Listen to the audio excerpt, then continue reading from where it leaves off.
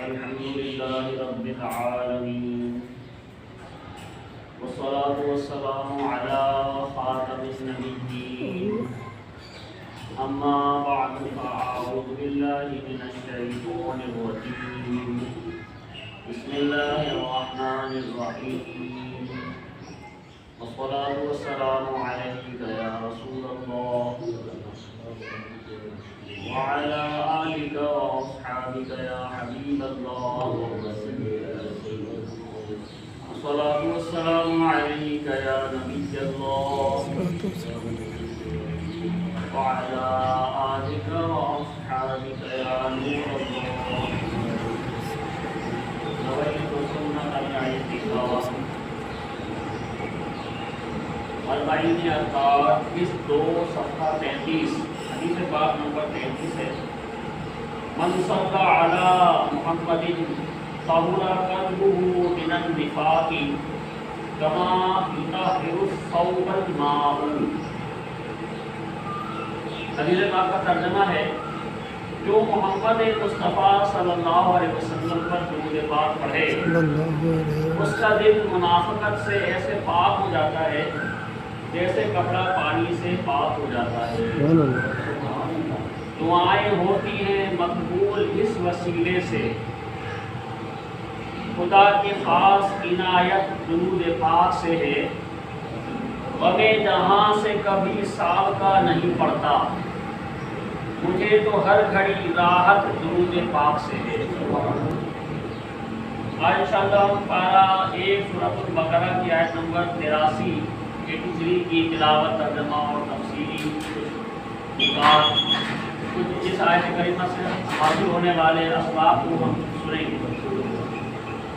اللہ تبارک و تعالیٰ ارشاد فرماتا ہے وَإِذْ أَخَذْنَا مِيثَاقَ بَنِي إِسْرَائِيلَ لَا تَعْبُدُونَ إِلَّا اللَّهَ وَبِالْوَالِدَيْنِ إِحْسَانًا وَذِي الْقُرْبَى.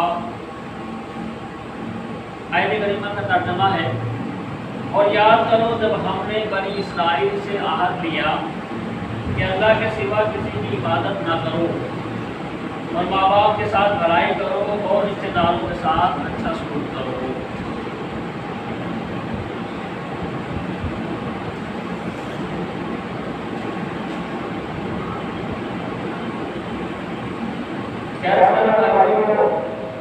اپنے سورہ بقرہ کی آیت نمبر 83 سورہ کے ساتھ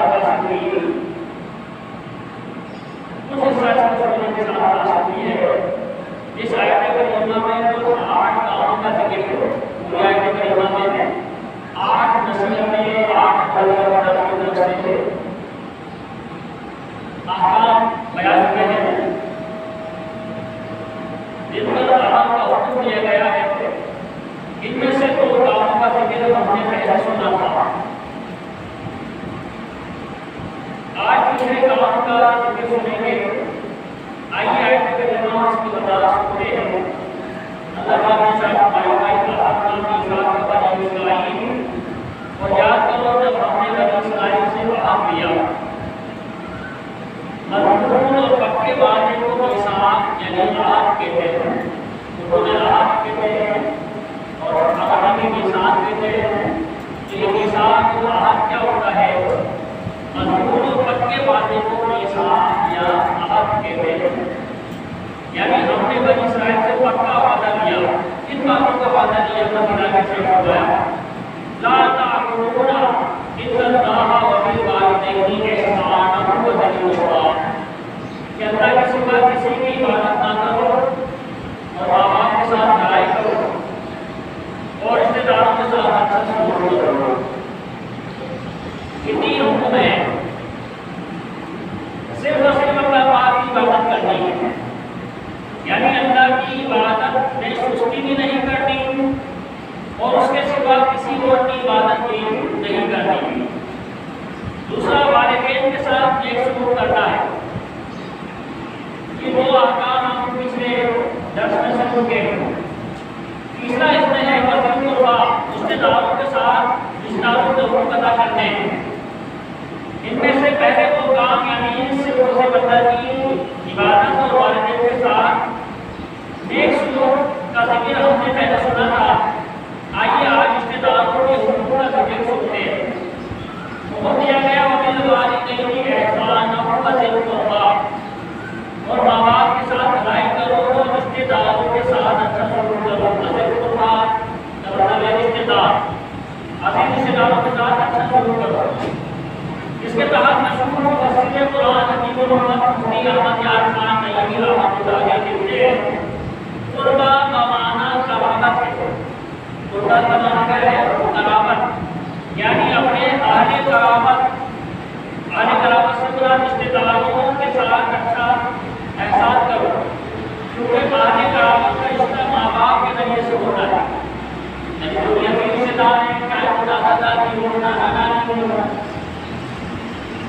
پھوپھی چچا تایا ماموں خالہ یہ جو بھی مطلب رشتہ ہے وہ ماں باپ کے رشتے سے کہ ماں باپ کا جو والدین ہے دادا دادی نانا نانی ہو گئے، ماں باپ کے جو بہن بھائی ہیں وہ چچا چچی چچا پھوپھی اور ماموں خالہ ہو گئے، اور اس طریقے سے ان کی اولادیں بھانجے بھتیجے۔ تو مطلب یہ کہ یہ جو رشتہ ہے وہ بھی رشتہ ہے، وہ ماں باپ کے رشتے سے رشتہ ہے۔ ماں باپ کا ان سے تعلق ہے تو ہمارا ماں باپ کے ذریعے سے ان سے تعلق ہو گیا، اور جس کا ظاہر ہے کوئی ماں باپ سے تعلق نہیں ہے تو وہ بھی ایک رشتہ جو ہے وہ نکاح کا ہوتا ہے کہ نکاح کے ذریعے سے آدمی جو ہے انسان کا تعلق ایک دوسری بہنوں سے دوسرے گھرانے سے، اگر وہ پہلے سے کوئی ان سے رشتہ کا تعلق نہیں ہے تو وہ نکاح کے ذریعے سے وہ ایک دوسرے کا ایک رشتہ ایک تعلق قائم ہوتا ہے۔ اور یہ جو رشتے ہیں یہ ماں باپ کی وجہ سے رشتے ہوتے ہیں، اور ان کا احسان بھی ماں باپ کے مقابلے میں یعنی اہل قرابت کا رشتہ ماں باپ کے ذریعے سے ہو رہا ہے، اور ان کا احسان بھی ماں باپ کے مقابلے میں کم ہے، اس لیے کہ ان کا حق ماں باپ کے بعد ہے۔ اہل قرابت کا جو حق ہے وہ ماں باپ کے بعد ہے۔ جب ان کا تعلق ماں باپ کے ذریعے سے ہی ہے تو جو نیک ہے ماں باپ کہ جن کی وجہ سے ہر ایک سے ہمارا رشتہ ہے، تو جس کی وجہ سے دوسروں سے رشتہ ہے تو اس کا زیادہ حق ہے، یعنی ماں باپ کا زیادہ حق ہے۔ اور باقی دیگر رشتہ ہوتا ان کے بعد مفتی صاحب مزید لکھتے ہیں کہ دل قربات وہ لوگ جن کا رشتہ ماں باپ کے ذریعے سے ہوا انہیں ذی رحمی کہتے ہیں، یعنی محارم جو کہلاتے ہیں جو ذی رحم محارم یا مطلب مرتب والے رشتے، تو یہ انہیں ذی رحمی کہتے ہیں۔ ذوی القربیٰ تین قسم کے ہیں، باپ کی قرابت دار جیسے دادا دادی چچا پھوپھی باپ شریک بھائی وغیرہ، ماں کے رشتے دار جیسے نانا نانی ماموں خالہ ماں کے شریک بھائی وغیرہ، ماں باپ دونوں کے رشتے دار جیسے حقیقی بھائی بہن وغیرہ، یعنی یا تو تعلق ماں کے ذریعے سے ہوگا تو وہ نانا نانی ماموں خالہ کے لائق ہوگا، یا باپ کے ذریعے سے ہوگا تو وہ دادا دادی چچا پھوپھی کے لائق ہے، یا ماں باپ کی وجہ سے ہوگا تو وہ بہن بھائی کے لائق ہوگا، یعنی بہن بھائیوں سے بھی رشتہ ہمارا ماں باپ کی وجہ سے ہے کہ ایک ہی ماں ایک ہی باپ کی اولاد ہے۔ یہ سب تو یہ تین طرح کے رشتے ہوئے، ایک ماں کی وجہ سے ایک باپ کی وجہ سے ایک دونوں کی وجہ سے۔ یہ سب طرح کے جو رشتے دار ہیں ان کے ساتھ ہماری رشتے داری ماں باپ کے واسطے سے ہوتی ہے، یہ ایک چین بنتی ہے، ایک کڑی بنتی ہے۔ ہم دنیا میں ماں باپ کے واسطے سے آئے، لہٰذا ہم پر ماں باپ کا حقوق لازم ہے، ماں باپ کے حقوق جو ہے وہ پہلے ہیں۔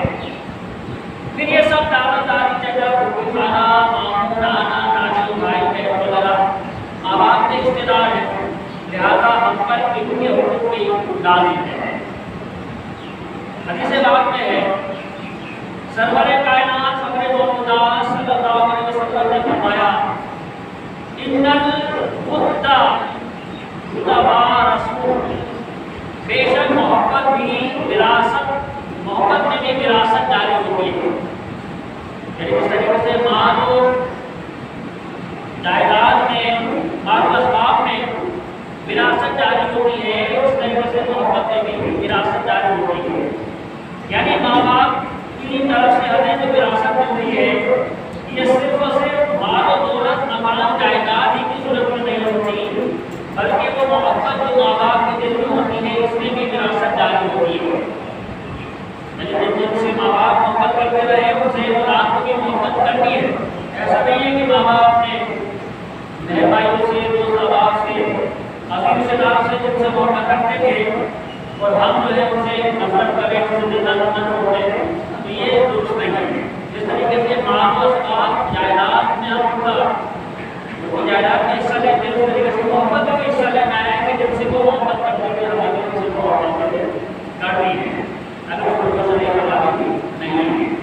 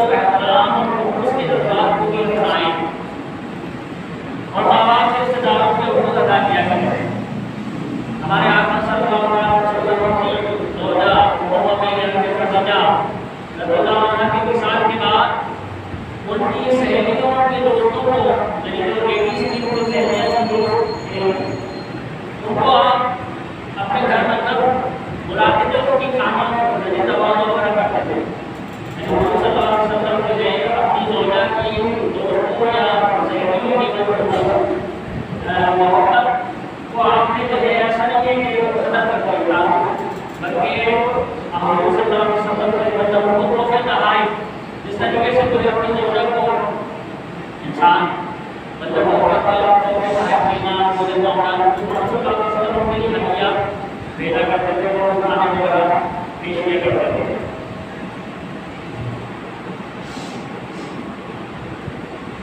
رسول نشان نبی بدر سلطان صلی اللہ علیہ وسلم نے فرمایا ان اللہ یصیبکم بامہاتکم ثم یصیبکم بامہاتکم ثم یصیبکم بآبائکم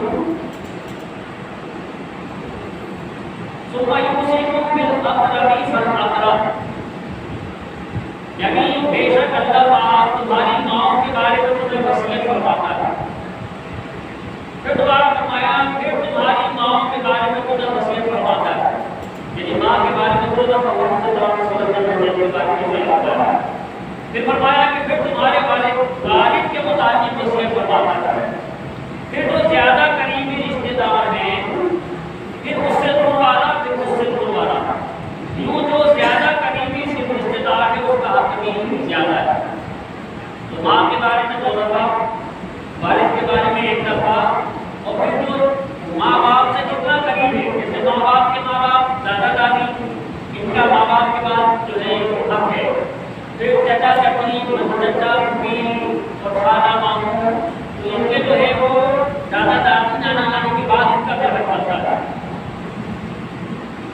تو جو جتنا مطلب دور ہوتا چلا جاتا ہے رشتے سے تعلق ہے جس کا جتنا زیادہ مطلب رشتہ ہوتا ہے تو اس کا حق بھی اتنا ہی دور ہوتا ہے.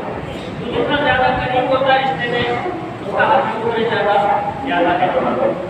رسول خدا امام الانبیاء صلی اللہ علیہ وسلم نے مرتبہ کے بارے اقدس پر جلوہ فرماتے ہیں کہ ایک صحابی رضی اللہ عنہ نے عرض کی یا رسول اللہ صلی اللہ علیہ وسلم لوگوں میں سب سے اچھا کون ہے؟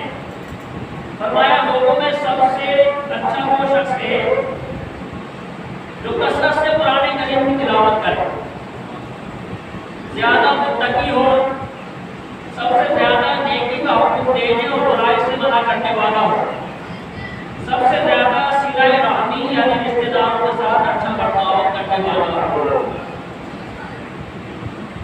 بھائیوں اس روایت میں سب سے اچھے آدمی کی 4 خصوصیات بیان کی. پہلا بکثرت تلاوت قرآن, دوسرا خوب پرہیزگاری یعنی خوب گناہوں سے اللہ کی نافرمانی سے بچنے والا, تیسرا سب سے زیادہ نیکی کی دعوت دینے اور برائی سے منع کرنے والا, چوتھی خصوصیت سب سے اچھے انسان کی کیا ہے کہ رشتے داروں سے حسن سلوک کرنے والا. واقعی یہ چاروں نہایت ہی عمدہ صفات ہیں. جس شخص کی 4 صفات جمع ہو جائے وہ سب سے اچھا مسلمان, سب سے اچھا انسان ہے.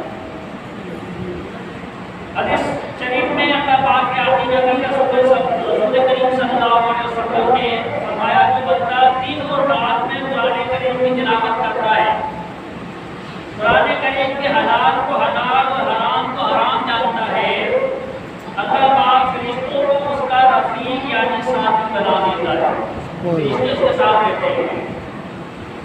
جب قیامت کا دن ہوگا قرآن کریم اس بندے کے لیے اللہ پاک کی بارگاہ میں دلائل دے گا, یعنی ان سے سفارش کرے گا, شفاعت کرے گا, دلائل دے کے بحث و مباحثہ کرتے ہیں. قرآن کہے گا اے رب کریم ہر شخص دنیا میں اپنے کام کی اجرت لیتا تھا, اگر فلاں شخص 2 دن اور رات میں میری تلاوت کرتا تھا, میرے حلال کو حلال اور حرام کو حرام جانتا تھا, یا رب آج سے اجر عطا فرما. قرآن کریم کی عرض پر اس بندے کو تاج شاہی اور کرامت کا لباس پہنایا جائے گا. پھر اللہ کریم قرآن سے فرمائے گا ہر نبیتا یہ قرآن کیا تو راضی ہے. قرآن کریم کہے گا یا رب اس سے بھی افضل اجر عطا فرما. اب اس بندے کو بادشاہت اور جنت عطا کر دی جائے گی. پھر قرآن کریم سے کہا جائے گا ہر نبیتا یہ قرآن کیا تو اب راضی ہے. قرآن کریم کہے گا ہاں یا رب عز و جل اپنے راضی ہو. تلاوت کا جذبہ عطا کر الہی, معاف فرما میری ہر خطا, میری خطا ہر الہی. بہترین آدمی کی دوسری خصوصیت بیان ہوئی کہ وہ زیادہ متقی اور پرہیزگار ہوتا ہے۔ یقیناً تقویٰ بہت بڑی ضرورت ہے۔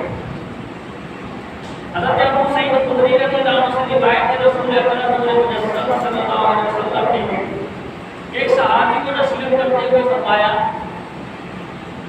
علیک بتقوی اللہ فإنہ ایمان کل خیر، تم پر تقوی نازل ہے کہ بے شک تقوی تمام برائیوں کا مجموعہ ہے۔ یعنی جو متقی پرہیزگار ہے، گناہوں سے اللہ کی نافرمانی سے بچنے والا ہے، تو وہ اس میں گویا کہ ساری بھلائیاں جمع ہو گئی۔ تقویٰ جو وہ کیا ہے؟ تمام بھلائیوں کا مجموعہ ہے۔ تے حسن اخلاق کی دولت، تے حسن اخلاق کی دولت کرتے اخلاق کی نعمت ملک خزانہ دے تقویٰ کا یا اللہ اللہ پاک قرآن کریم میں ارشاد فرماتا ہے ان اکرمکم عند اللہ اتقاکم، بے شک اللہ کے یہاں تم میں زیادہ عزت والا وہ ہے جو تم میں زیادہ پرہیزگار ہے، زیادہ متقی ہے۔ معلوم ہوا کہ پاک کی بارگاہ میں عزت و فضیلت کا مدار نسب نہیں، خاندان نہیں ہے کہ یہ سید ہے، یہ ہاشمی ہے، یہ قریشی ہے، یہ صدیقی ہے، یہ فلاحی ہے، یہ عثمانی ہے، یہ عادلی ہے۔ یہ بھی ایک مطلب نسبت کا اپنا ایک مرتبہ مقام ہے، لیکن اللہ کی بارگاہ میں جو زیادہ عزت اور جو مطلب زیادہ اللہ کی بارگاہ میں پسندیدہ ہے وہ کیا ہے؟ تقویٰ و پرہیزگاری ہے۔ لہذا مسلمان کو چاہیے کہ وہ نسب پر، خاندان پر فخر کرنے سے بچے اور تقویٰ و پرہیزگاری اختیار کرے تاکہ اللہ پاک کی بارگاہ میں اسے عزت و فضیلت نصیب ہو۔